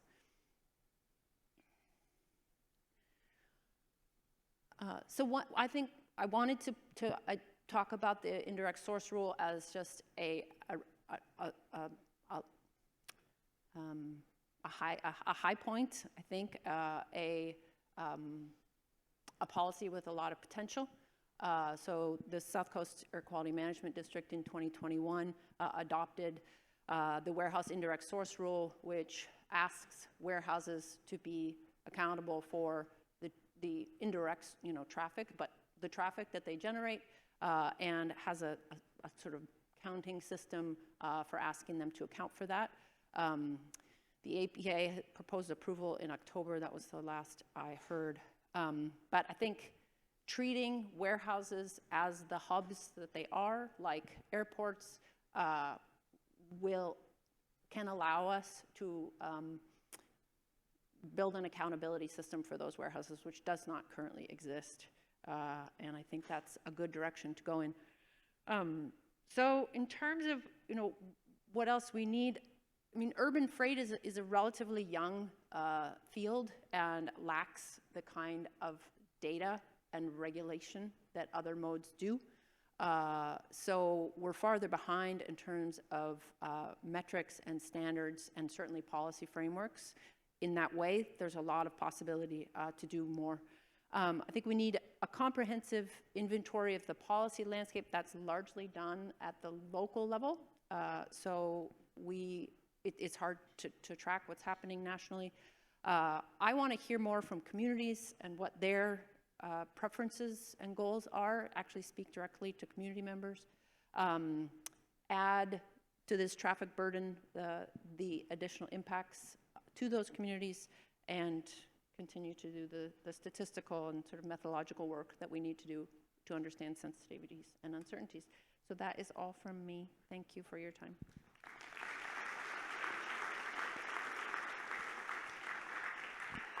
Thank you very much, Anne. We have now time for a panel discussion and Q&A, and I would like to ask all previous speakers and my co-chair to join me here for this panel discussion. And I'd like to thank again all speakers for this very interesting insight into the movement of goods and people and the transportation networks that support these, how they contribute to air quality, to climate change, and to health.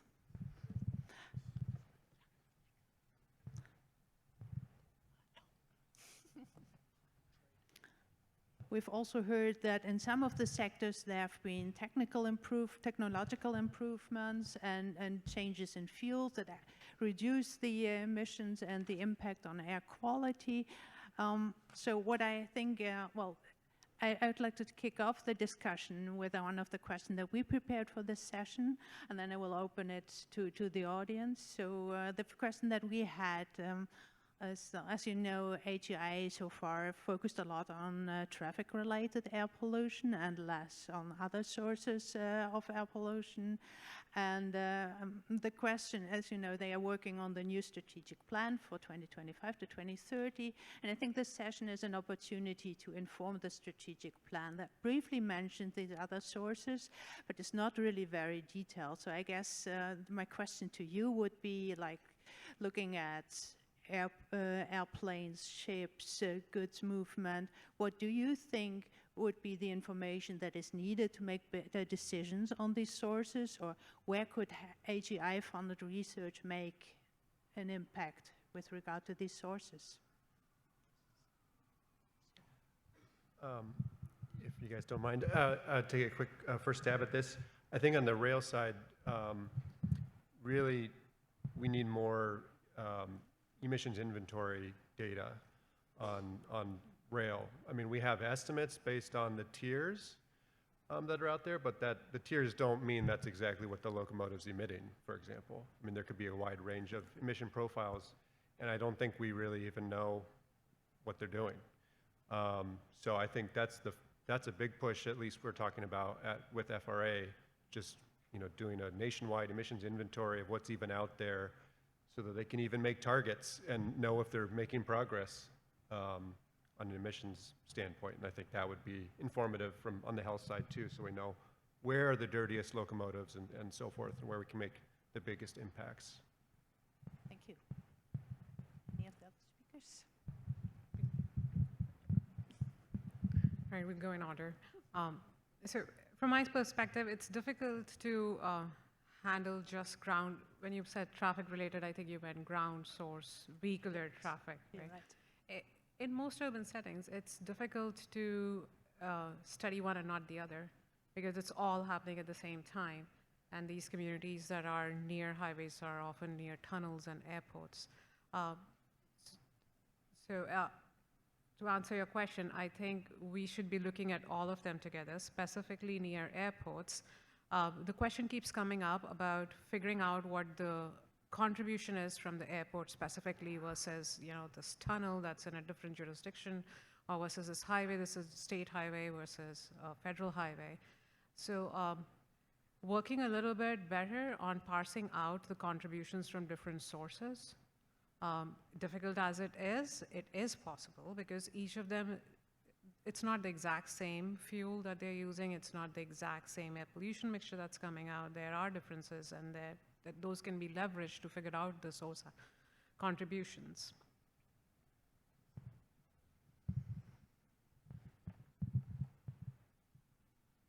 Yeah, I think this is echoing what the other two speakers said, but I think there's a lot of opportunity in sort of creative data methods. We do have some data. It's not the data we want, and so I think there's some, especially with the increased availability of cell phone data about activity.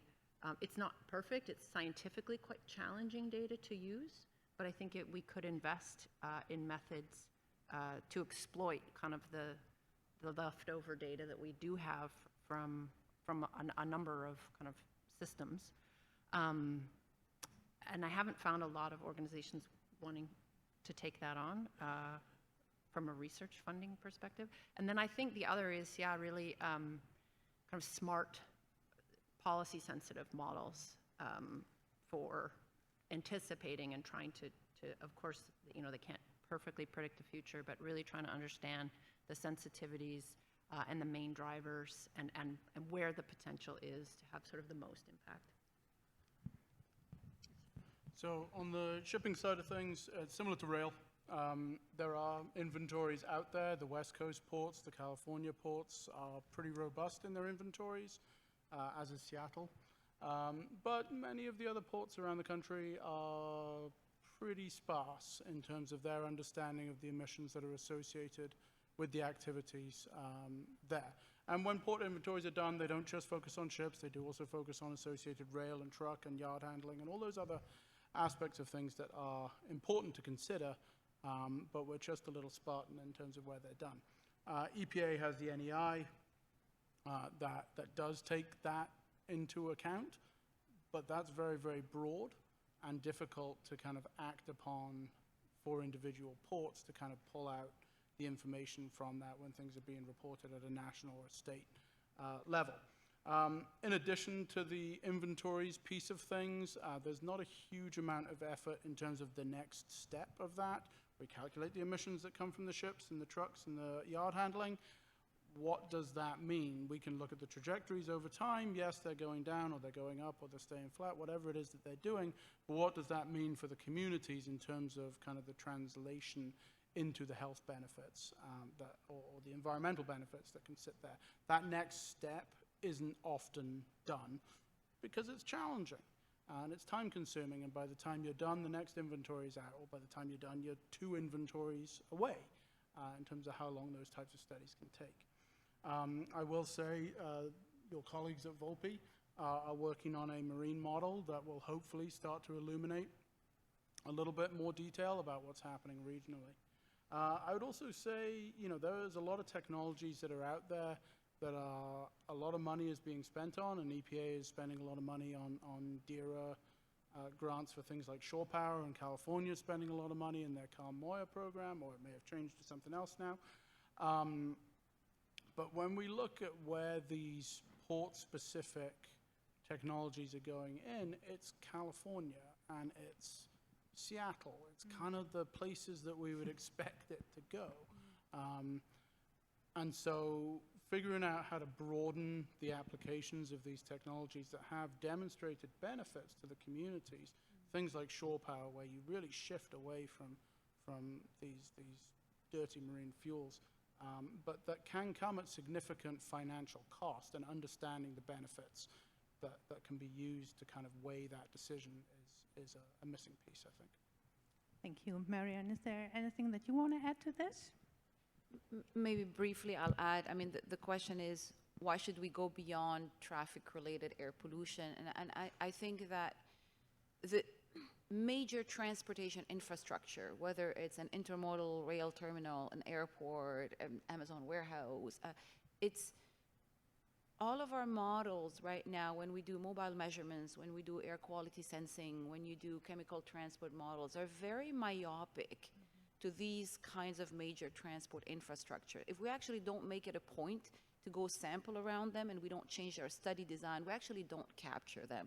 And so we don't capture them in EPI studies, we don't capture their impacts in, air quality benefits assessment tool. And so that really challenges, how do we collect data, and how we actually truly train our models to better understand the disproportionate impacts of these major infrastructures. Thank you. We now also welcome questions from the audience. Please come to the microphones, say your name and where you're from, and ask your questions. Hi, Angie Shadas, U.S. Environmental Protection Agency. And as I listened to these outstanding talks and your research, I was struck by the implications to justice that transportation has for our society. So I applaud that you all are looking at that. And my question, maybe a comment, is very open-ended. I would like to probe a bit about how we think about unintended consequences. And Matt, I'll use the example that you gave. As we look at increasing efficiency for freight, and we have longer freight lines, what can we do to avoid or minimize unintended consequences?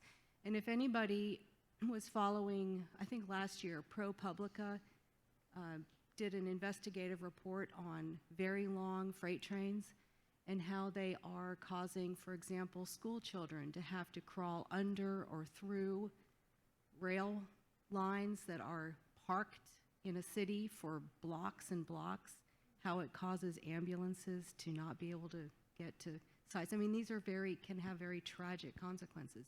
So I'm just going to broaden that in our quest for improving air quality, which is absolutely laudable. How do we keep an eye on avoiding other ramifications to our society? Who wants to answer first? One bright spot, because I'm mostly at conferences with transport engineers, is groups like this, where I think you're really trying very intentionally to bring together stakeholders who may disagree and who may see these systems quite differently. I mean, this isn't everybody and it's its own lens, but I think actively engaging with people who see the problem differently than you do is the first thing you have to do to try to understand, because we see the problem from the lens that we develop our expertise in, and that's good, that's an important part of it, but it can't be the end. And so I think continuing to try to ask ourselves to talk to the people who disagree with us and who have other values that they're bringing and they're asking the system to deliver, and engaging as much as possible is how I've tried to address that. I mean, the public and the private sector think about freight very differently, and I've made it a priority in my career to really work on bringing those two groups together. And it's hard work, and it can be difficult, but I think it's produced the best research I could have done. So last summer, they decided that Sumner Tunnel needed a major upgrade, so they shut down Sumner Tunnel in Boston for 2 months to fix the tunnel that serves the airport. And of course, everybody took the planned detour, right? East Boston was gridlocked for months on end, where people their streets are locked with traffic that had nowhere to go, that was coming to the airport and trying to super optimize on their Google Maps and Apple Maps which way they're going to go. So an entire city is under lockdown because of traffic, right? Talk about unintended consequences, where people are struggling to get groceries because they can't get out of their homes. So I think one of the ways to look at that is I've stopped looking at it as airport or tunnel or highway or arterial roads. In my mind, it's just transportation infrastructure now. But unfortunately, in the jurisdiction world, everybody has a separate. Massport has its own jurisdiction over airport. There's something they can do or not do about certain things. DOT has jurisdiction over this part. And people who have jurisdiction in different agencies, I think, may need to sit down together and coordinate this and have it all meld in their minds magically to just see it as a uniform transportation infrastructure that serves a broad need. Thank you. I'd like to move to the next question. Yeah, many thanks. I'm Roy Harrison from University of Birmingham in the United Kingdom, and I have very much a Western European perspective on these things. Splendid set of talks. Thank you very much. Very informative and very stimulating. They've stimulated rather too many thoughts in my mind, so I'll try and be brief. About 20 years ago in the UK, when we were desulfurizing our electricity generation and we went to ultimately so-called zero sulfur motor fuels, we realized that shipping was actually a very big source of sulfur for the United Kingdom and its surrounding seas. And talking to policy people at the time, they were very pessimistic about whether anything would ever be done about it. And it's quite remarkable what has been achieved by IMO and so on through the actions that they've taken over sulfur and nitrogen. What I don't see is a clear parallel for civil aviation, where they do have regulations, but they seem to be fiddling around at the edges as far as I can see. And by having regulations only for solid particle emissions from aircraft engines, they're missing probably as much as 80% of the ultrafine particles, which are the volatile particles, which are not regulated. Now, I think a great deal could probably be done through simply reducing the sulfur content of aviation fuels, which is currently about 600 ppm, down to the less than 10 ppm that we're seeing in automotive fuels. And that might well tackle, to some degree, the contrail problem as well at altitude. So I think there's a lot to be gained there. Those are comments. Just a question, if I may, and that actually relates to railways. So we're a very compact country in the United Kingdom. A lot of Western Europe has very high population density. So we're an ideal case for building high-speed rail. And we are doing so in the United Kingdom, but it is astoundingly expensive. And the reason, or part of the reason that it's astoundingly expensive, is because it requires a vast amount of civil engineering. Everywhere you look where that railway is going, there are new bridges or tunnels being built and so on. Massive amounts of concrete being poured. And cement production is very heavy on CO2 emissions. So it's a question for Matthew, I think. The situation in North America will be somewhat different because of your lower population densities and the fact that you may tolerate level crossings, where we certainly wouldn't for high-speed rail. But are you taking account of the full life cycle of this, and how many years are you actually going to have to run freight on the railways to actually account for this massive amount of CO2 that's involved in the actual laying of the track for high-speed rail?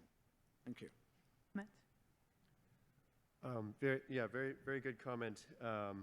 So on the rail side, just putting my regulatory hat on, I guess, not that I'm regulating railroads, but I think about it from that perspective, like in reviewing NEPA documents and stuff. There are no greenhouse gas emissions regulations. So all that's needed for these projects is just an inventory. And, maybe it's some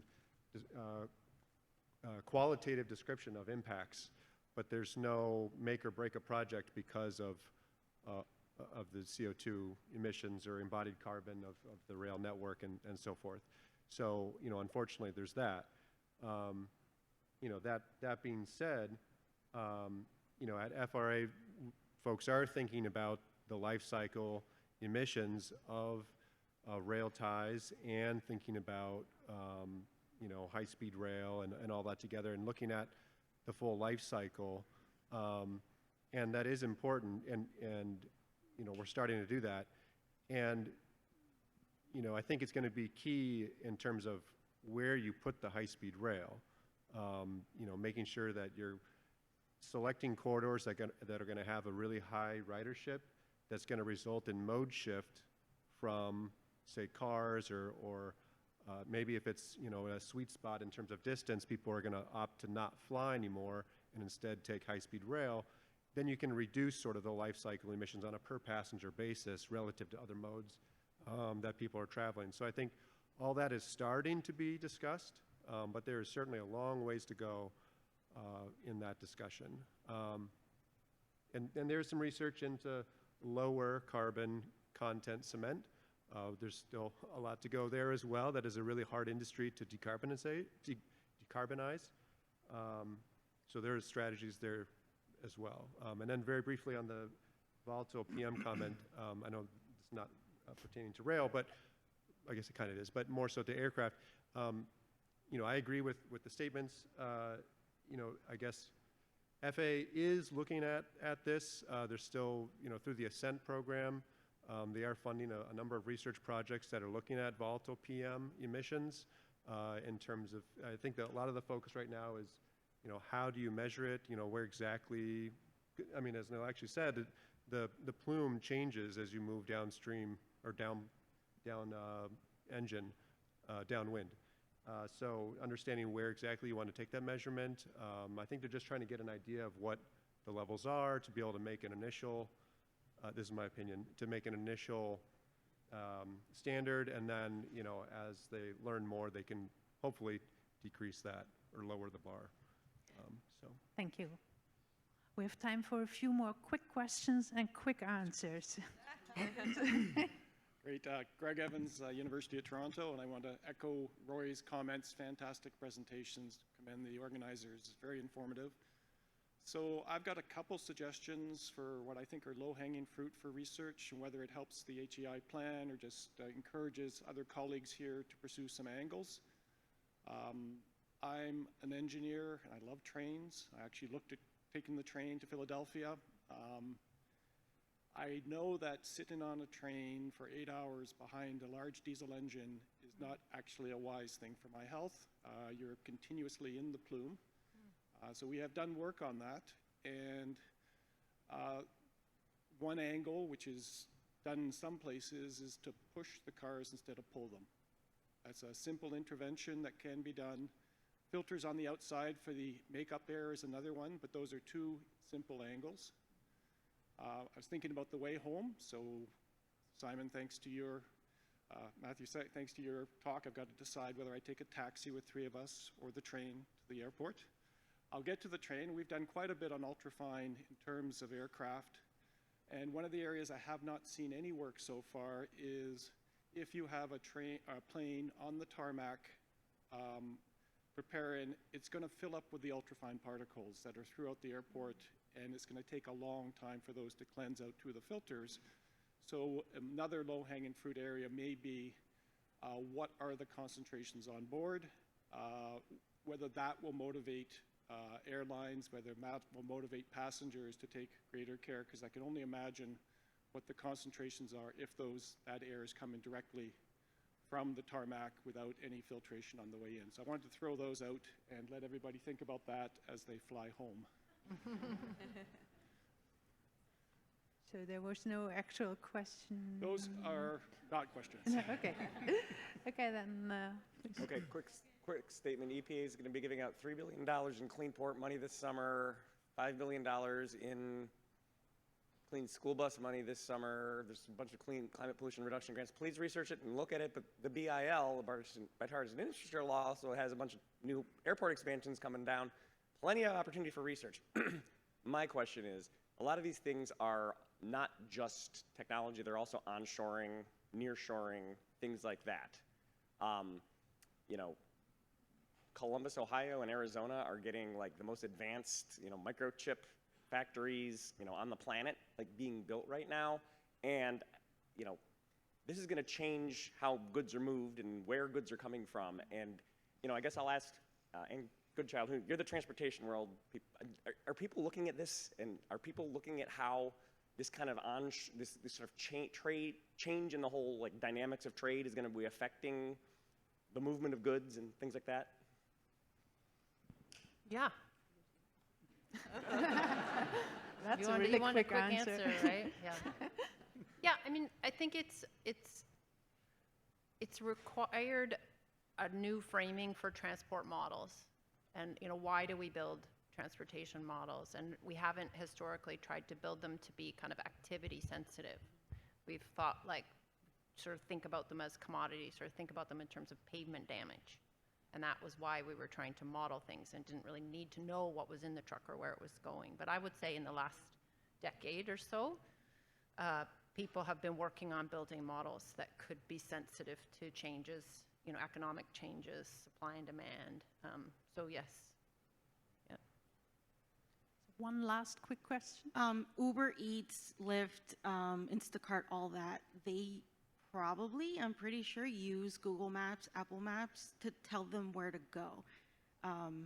What is the impact, I guess, of these devices telling you which roads to take every single time you deliver something? And are they taking you through a POC neighborhood, or where are the emissions being put, I guess? Yeah.